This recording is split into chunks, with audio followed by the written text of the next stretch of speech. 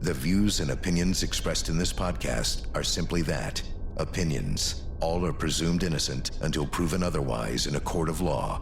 Sensitive topics are discussed. Discretion is advised.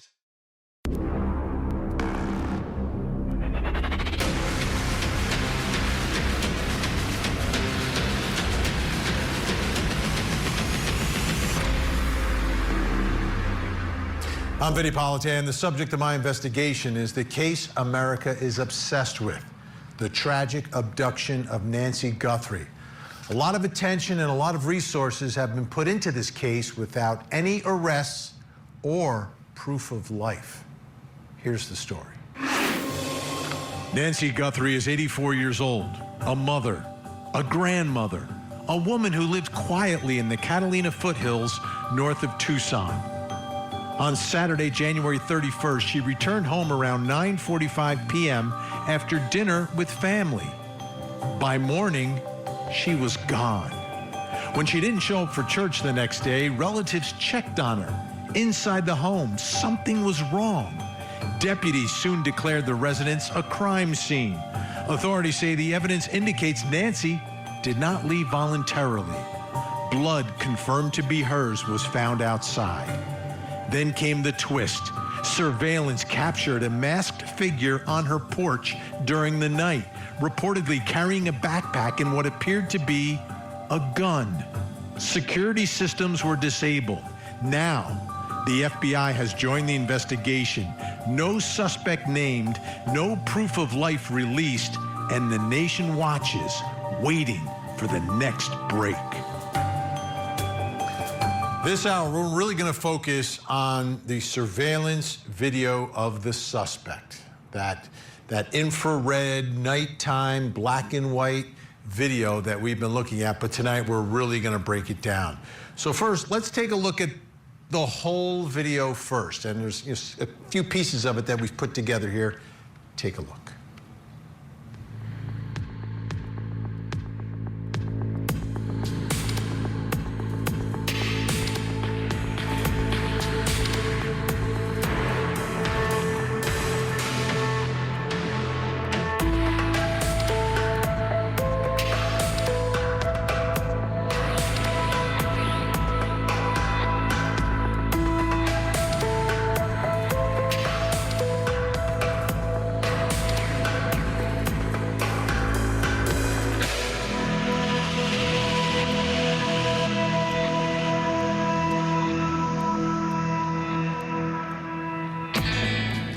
So that's the video. Eerie, mysterious, has a lot of things inside of that, and we're gonna break it down and take a closer look at a lot of it. But before we get back to that video, early on there was one image that was released by the FBI director, Kash Patel. Take a look at this image. A lot of things to notice about this. But to me, the one thing that jumps out, like, where's the backpack? I don't see a backpack, all right? So let's do this. Let's take that single image. Now, there's no video connected to that image, just that image. But I want to take that image and look at it side by side with the moving images of the suspect. Take a look.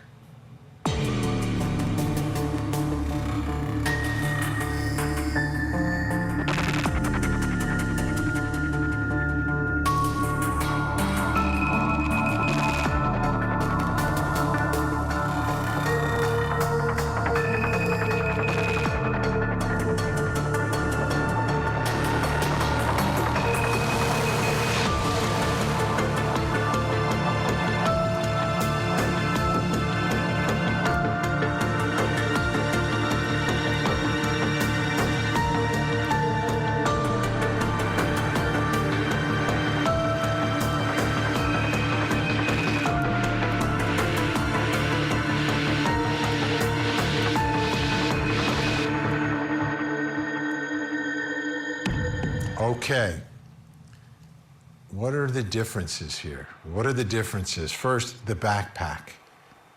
If you look at it side by side, to me, this is It just jumps, because the backpack is so unique because of the reflectors on the shoulders.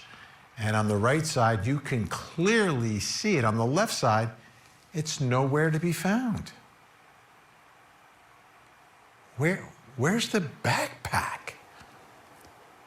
What? It's not there. It's not there. And there's a second huge difference between the two. The gun. On the right side, we've got the gun. We got the backpack, we got the gun. We got all the gear. On the left side, yeah, there's a mask, jacket, gloves, pants, but there's no gun, there's no backpack. Brings us to the first question in our investigation tonight. Why does the suspect look so different in this image, in this lone image? Joining me, retired homicide detective, host of The Murder Mind on YouTube, Vince Velasquez is with us, and private investigator, safety and security expert, and author of Prepared Not Scared, Bill Stanton.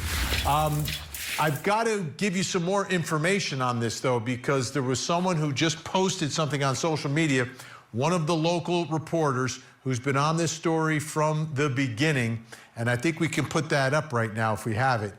Brianna Whitney from AZ Family TV, which is the CBS affiliate out there, and she is saying that multiple law enforcement sources have confirmed to us these two pictures of Nancy Guthrie's alleged abductor were taken on different days, suggesting the kidnapper had visited the house prior to when she was abducted. Boom. Wow. Vince Velasquez, your response, your reaction? Yeah, 100%. That's exactly, when I first saw this, that's exactly what I'm thinking. He cased the place. He doesn't need his kidnap bag or his burglary bag with him. He's taking notes. Now, this does lend to a question. If he's casing the place in the first photo, where he doesn't have a gun, doesn't have a backpack, he looks surprised to see the camera when he shows up with the backpack and the gun. So that's a glaring question for me. It's a little bit, it doesn't really match up with the theory of casing the place. But I'm thinking this has to be a time when he's looking to, maybe do a test run. When was the camera installed? I don't know. I don't know when this photo was taken, and I don't know when the camera was installed, but it's certainly the same outfit. It's the same jacket. It's the same pants. You can see the zipper down the front. You can see the two horizontal lines, and we can't tell by color because most cameras, doorbell cameras, are infrared. So that jacket could be blue, it could be red, it could be black. We don't know. But certainly, if this was a different day, he's casing it. The $100 question or $1 million question is, how come he looks surprised to see this Ring camera when Nancy Guthrie actually goes missing? Yeah. Bill Stanton, your thoughts tonight on an apparent prior trip by the suspect to the front of that home. Vinny, thanks for having me back. And as my colleague stated, you both bring up some very interesting points. So if we're to believe this is at different times, we have to ask the question, what makes us think it's the same person? While the outfit very easily could have bought 2 or 3 of the same outfits. That's number one. Number two is, my understanding with many of these doorbell cameras, you get notified. Well, was there a notification of the earlier date, or did they just pull it? We're getting more questions than answers by this information, unfortunately. And I do agree this was a casing of the place. I do also believe that this was handled by more than one person. This is a huge, huge development, I think. Vince, the other part of this, and I'm trying to wonder about some of the requests of law enforcement, they focused in on another date, a very specific date, January 11th. I'm wondering, is it possible that perhaps January 11th is, they picked that date because this other image that they have is January 11th. Do you think that's in the realm here of possibilities? Anything is possible with these cases. And what we've seen, Nancy's been missing for nearly a month now. If someone would have told us this would have happened 2 months ago, none of us would believe this. We would all think that this case would have been solved. Is this a sophisticated burglary, kidnapping? I don't know yet. A lot of times these guys get away with things because they're just lucky. But this is a huge clue. If he is casing the place, and I've said this before, it's my belief that this perpetrator is from the area. He's a local. He may be familiar with the Guthrie family. They have roots there 50 plus years.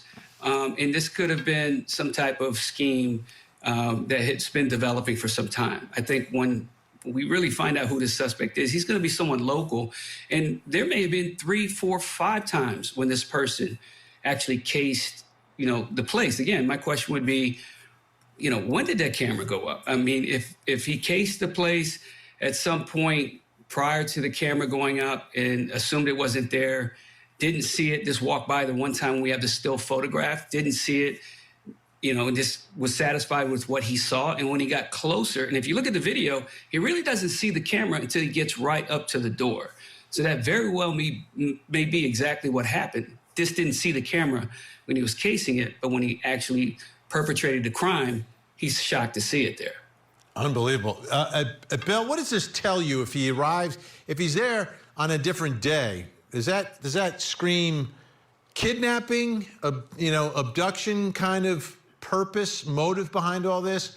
Or could it still be a possibility of a burglary or going in to threaten her and something goes really wrong? Well, it could be any or all of the above. Again, I agree. I think this person had touch access. As we've seen in all the news recently, where we had the pool people, we had someone delivering pizza, someone walking their dog. That's what I mean by touch access. Someone within her universe is responsible for this, whether they know her directly or indirectly. And again, I agree. I think the perpetrator or perpetrators are within 15 miles, given to the fact that they're able to go and come back. They're not flying in. I also will discount cartels. Why would a cartel do this when the money they would be asking for would be tip money? There's a lot easier ways for them to make this money. Now, if we're seeking to do a homicide, they would have just left the body. I think there's more than one person because they would have had to have gotten them out. Whether the victim was unconscious or conscious, they would have to get her dressed, put it together, and get her out. I think there's more than one person. So, yes, I think they're local. And yes, I think it was a kidnapping, not so much a burglary, because our understanding is nothing was removed from the home. At least that's what was reported. All right. I want each of you to give me a number, 0 to 10, 10 being, oh yeah, 0 being no chance. Does this get solved within the next week and a half? Vince? Oh, man, I'm below 5. I'm going to say 4. I think the most potential to have solved this case would have been in the first week or 2. So I'm at a 4. Bill, how about you? I feel like I'm in a price. So I'm going to go with 3. 3? Because I think there's a discrepancy between local PD and the feds. They need to come together and communicate better. All right. Bill Stanton, always great to see you. Vince is sticking around. Coming up next, where are the lights coming from?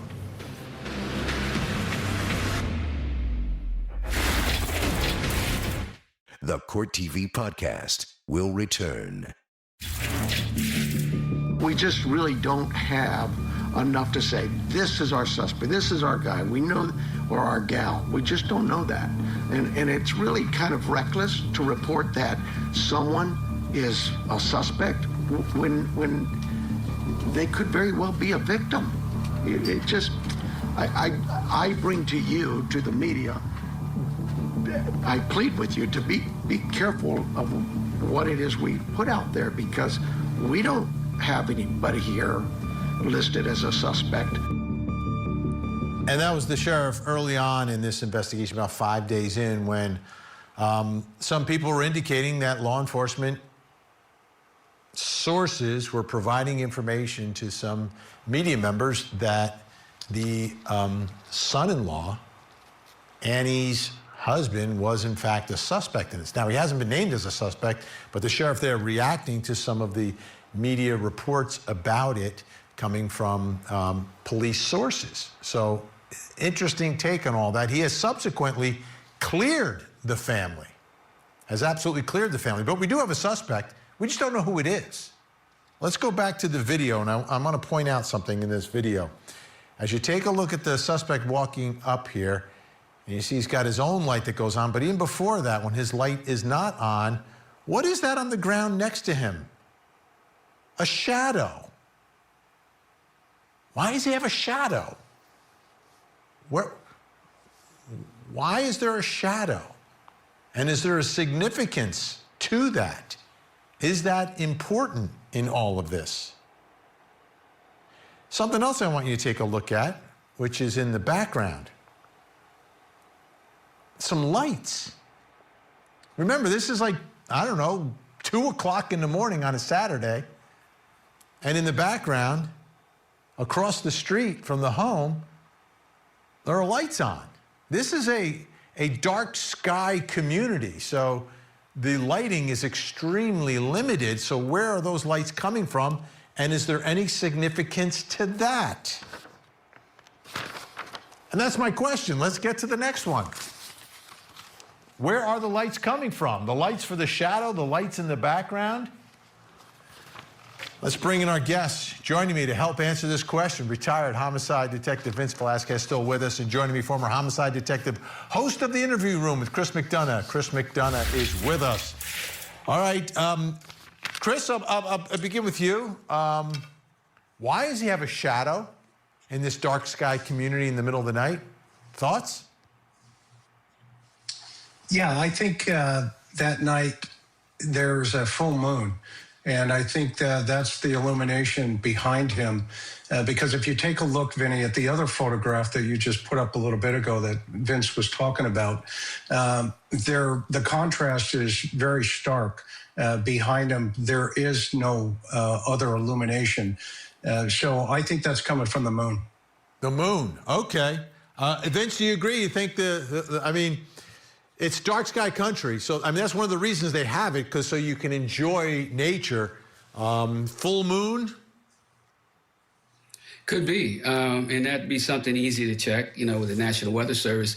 But also, you have to consider these are infrared cameras, like doorbell cameras, and they do funny things with light. Sometimes light is compressed, and they cast shadows in areas. As you can see, we know this is not the color of the clothes he was wearing. We don't know what color. They look gray. So it could be a combination. I agree with Chris. Could definitely be moonlight and a combination of the infrared camera from the doorbell cam, all those mixed together, creating a shadow. Okay. Now, Chris, what are your thoughts about across the street, those lights in the background? What's going on there? It's 2 o'clock on a Saturday. Yeah, I believe that's probably just the local residents, you know, straight across from the porch there.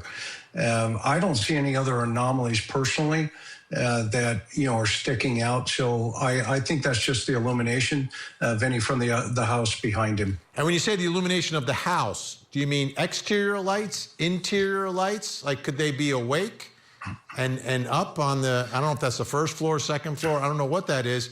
But my understanding is that the exterior lighting is very limited there. What are your thoughts? Yeah, no, I agree with you. And to be honest with you, I don't know that answer. I would say because that community is, you know, there's the observatory nearby. It is a dark community.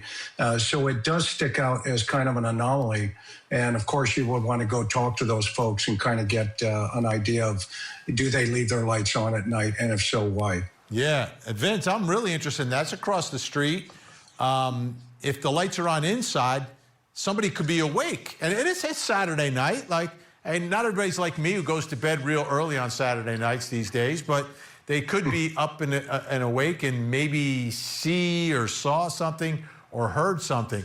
How important would it be to talk to those folks and find out what was going on in the house? Certainly. I mean, if those lights indeed are from a neighbor's home, and that's accomplished through a neighborhood canvas. I have a different opinion, though. I tend to think those lights are farther away in distance. And again, these doorbell cams do really weird things with lights. I've seen surveillance videos before. When I zoomed in on those lights and I expanded the photo, there's one light to the left of the photo, and then there's 3 lights symmetrically, horizontally, all around the same level. I think that's some building or something in the distance. And they may be exterior building lights. And really, the only way to determine that, law enforcement would have to stand there, look at those lights. If those lights are stationary, they're not moving, they're still going to be there, and follow those and really determine exactly the source of those lights.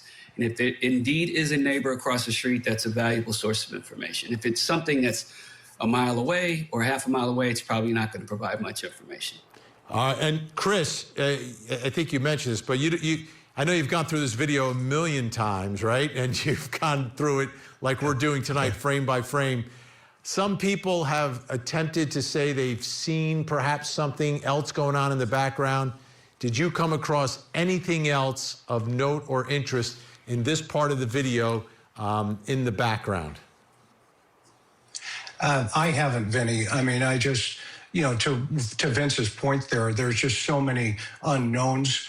When you're looking at this, and you take into account the dynamics of the lenses and that type of stuff. So it would have to be a closer examination, but I don't see anything. And Vince, are you surprised we don't see a car in the street there?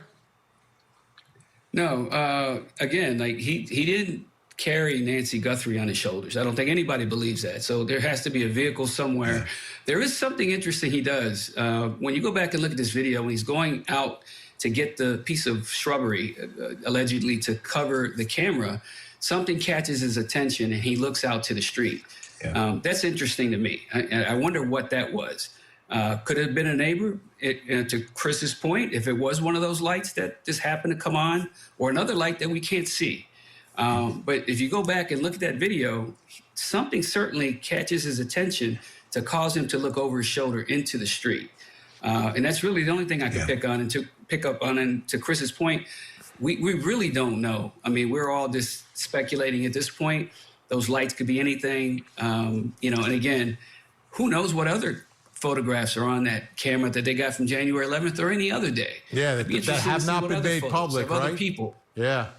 Vince, right. You've just done what we call in the TV business a deep tease, because when we return, we're going to take a look at that little head turn. Vince Velasquez, thanks so much. Chris is going to stick around. Still to come, what do the suspects' body movements reveal? Now, back to the Court TV podcast.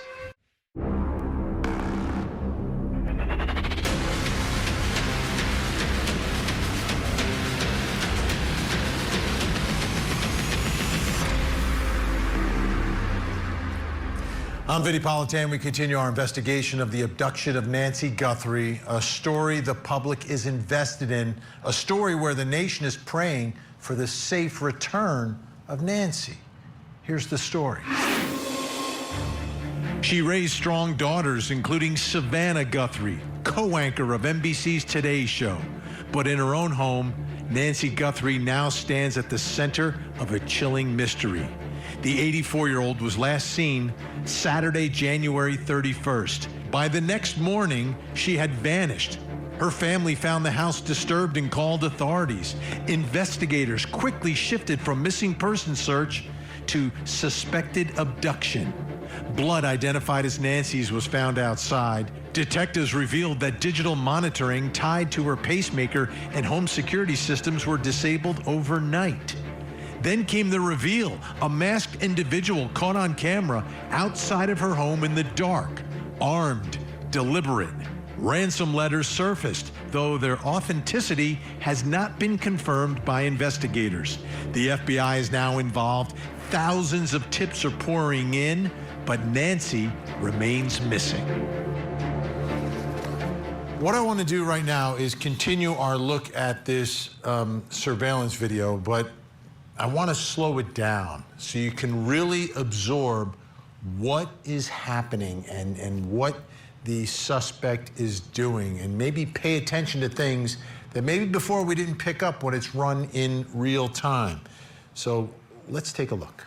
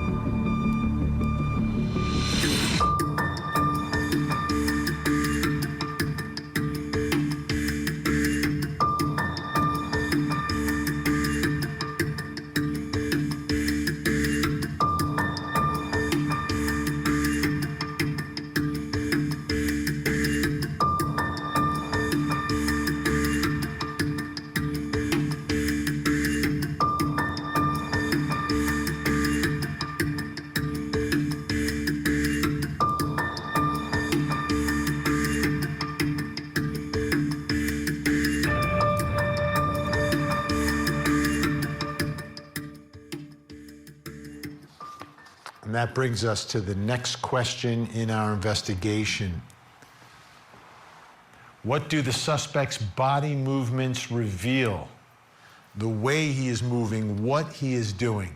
Joining me, body language expert and host of the podcast In the Driver's Seat with Janine Driver. Janine Driver's with us, and private investigator Lauren Vellucci. Great to see you both.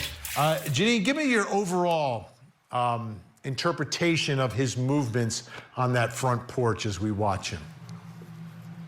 Now, I think the everyday person and the untrained eye might not pick up on some of the things that Lauren and I might notice, and you too, Vinnie, which is we have 12 movements that connect to how we make decisions. All of us, whether you're from China, Iran, Chicago, it doesn't matter. There's 12 movements that connect to how we make decisions. In my world, Vinnie, we call this movement DNA or a behavioral fingerprint. Let me tell you what this means. With you slowing down the video is incredibly helpful because we see this tilt of his body. His right shoulder is being tilted after we get his hand away from the camera. He's tilting and he's moving forward at that tilt. If you are at home and you are watching this footage being slowed down and you're like, this kind of reminds me of my cousin, or this kind of reminds me of a guy that I had fixed my roof a couple of years back.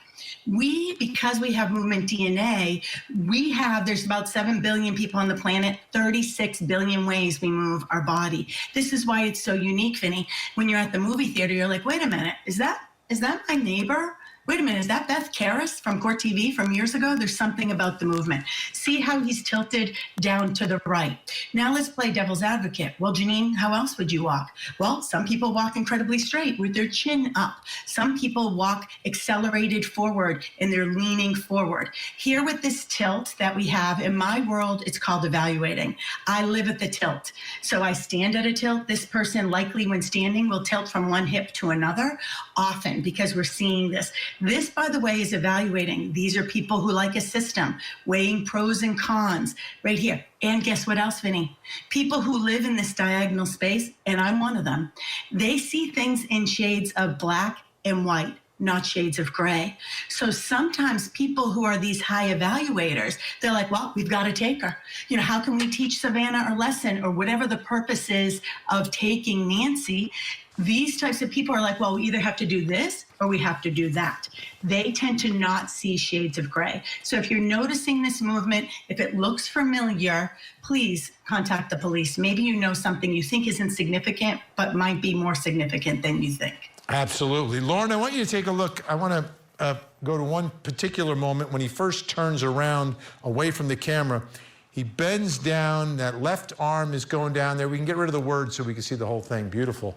What do you think is going on here, Lauren? What's been your interpretation of this particular moment in the video? For whatever reason, I think he's looking for something to cover that camera, which is why he inevitably goes and gets the foliage there to potentially do that for him, which is odd in itself. But I think he's looking for something and kind of anticipates it being down there, but there's nothing there. Also, if you notice, he, like you mentioned, his left hand, it kind of comes out there. And then also when he bends down to pick out the flowers, he reaches with his left hand. Does that mean that he's left-handed? Not necessarily, but it's something that I would consider and want to look further into. I know I'm right-handed, and I would be reaching with my right hand. Let's take a look at another moment here, and this is when he's looking and bending down again, and the way he bends is interesting also. He kind of bends the left knee but keeps that right leg straight. But right there, the light going on. Lauren, do you believe that he's got some sort of a flashlight or a bite light or something in his mouth that he's using to look on the ground? I think there's definitely a light. You can see it when he comes up on the porch too. Where that is, I haven't been able to kind of assess that too much, but you can clearly see that it is there, which is interesting because with all the darkness in that area, certainly if someone was up, like the previous segments, possibly a neighbor with those lights on, it's possible they could have seen something. But I do believe that he is having a light somewhere that he can illuminate when he wants to. Now, Janine, I want you to take a look at this piece. Vince Velasquez was talking about this.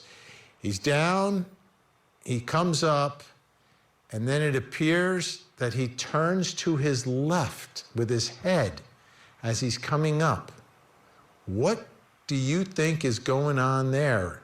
If he's focused on the ground, he's focused on this foliage, as he's coming up, there's a tilt and a swirl to the left there. What would make someone do that?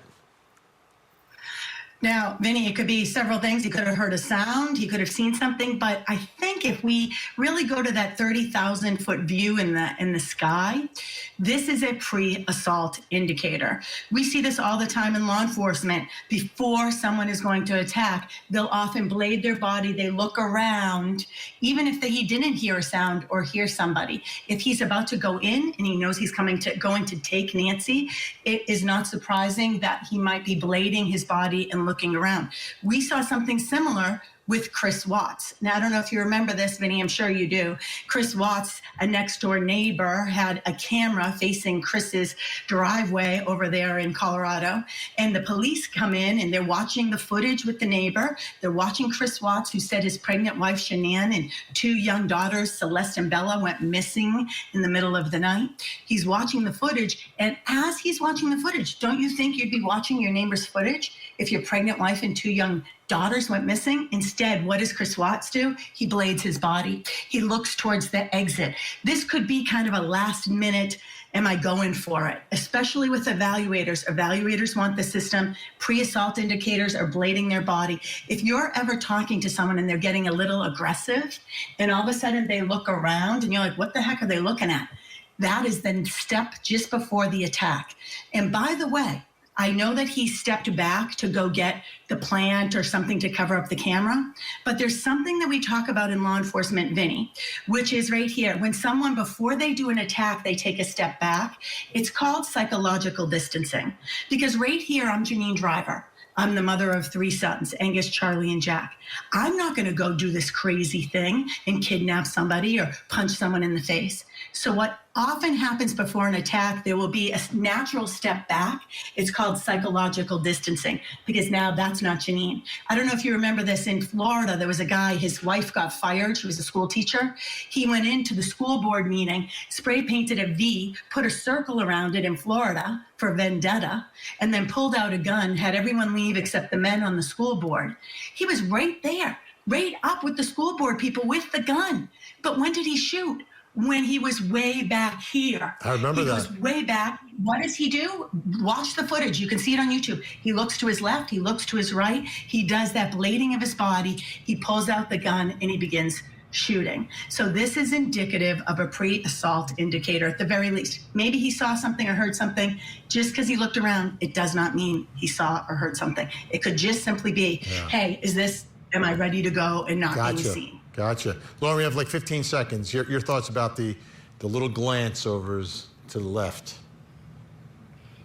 I think it's possible he saw something, but also I think there was someone out there that he knew was out there anyway, so he could have been noticing them or just looking around at his surroundings. I mean, this guy was very relaxed, so I think he knew ultimately what was going on and his surroundings. He was kind of comfortable with them.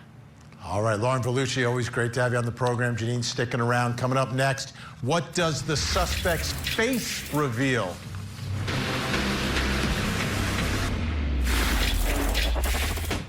This is the Court TV podcast.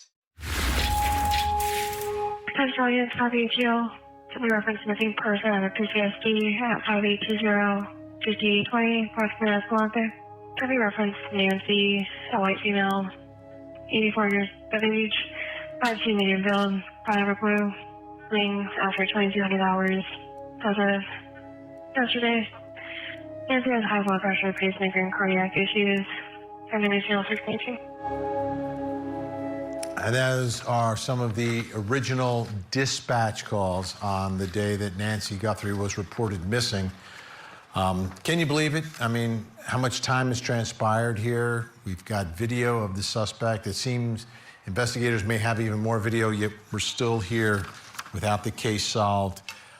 Let's go back to the video. We're going through it piece by piece. And in this part, I really want you to focus on the suspect's face.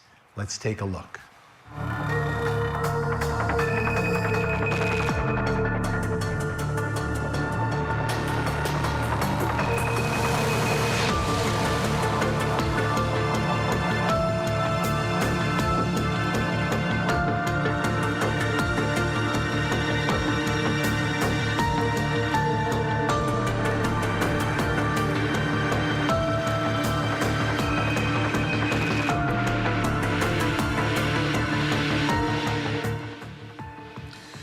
So here are some of the best images that we've gotten from the video of the suspect's face.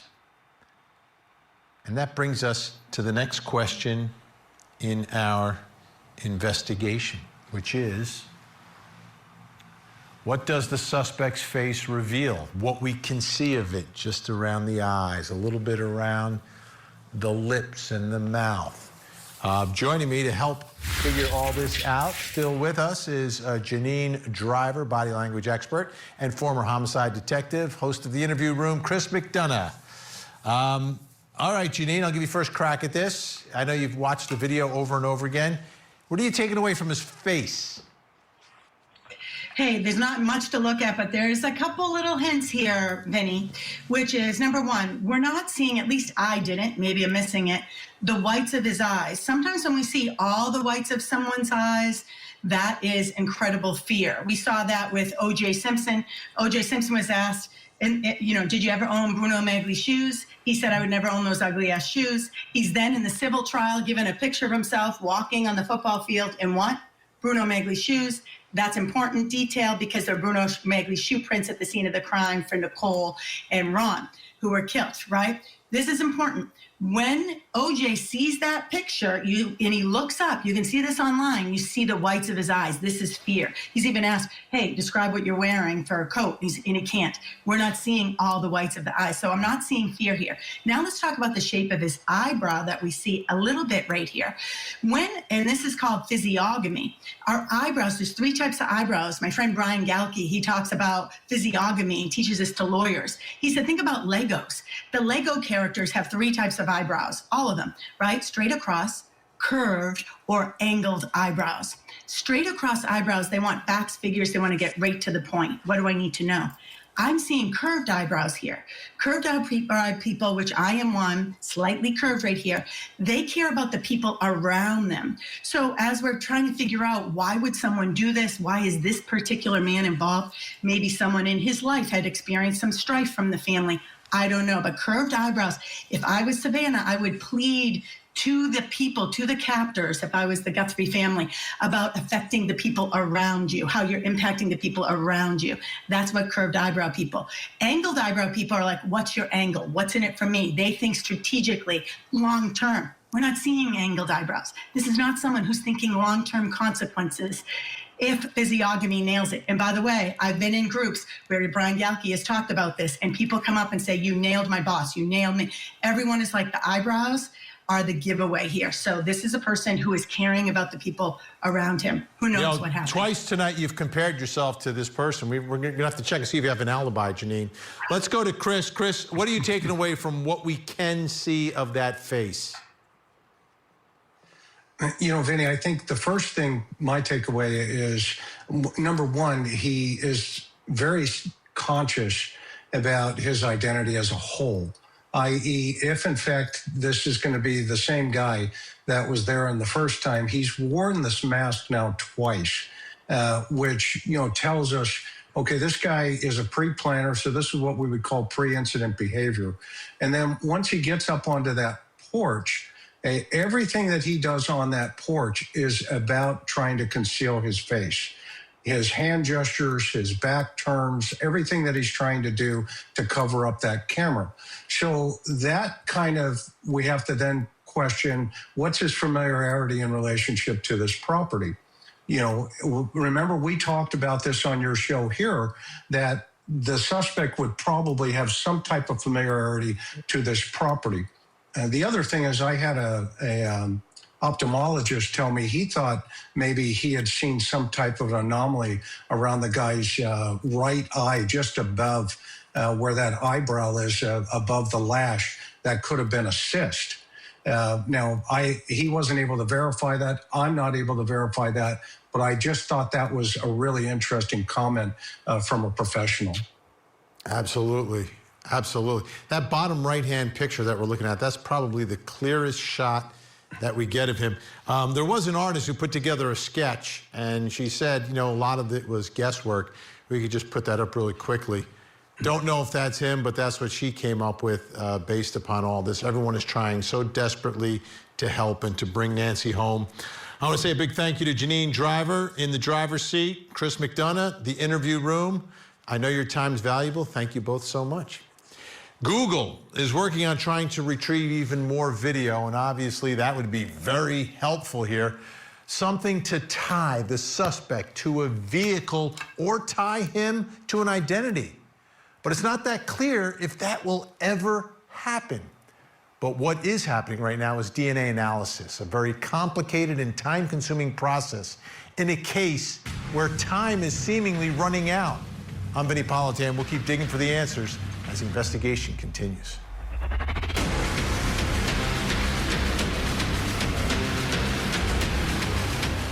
There you have it. If you want to see more in-depth reporting on the latest true crime stories, you can see me every weeknight, 8 p.m. Eastern on Closing Arguments. Thank you so much for downloading. And as always, please don't forget to hug the kids. This podcast is a production of Court TV. Go to CourtTV.com for more content, trials on demand, and to find out how to watch Court TV in your area.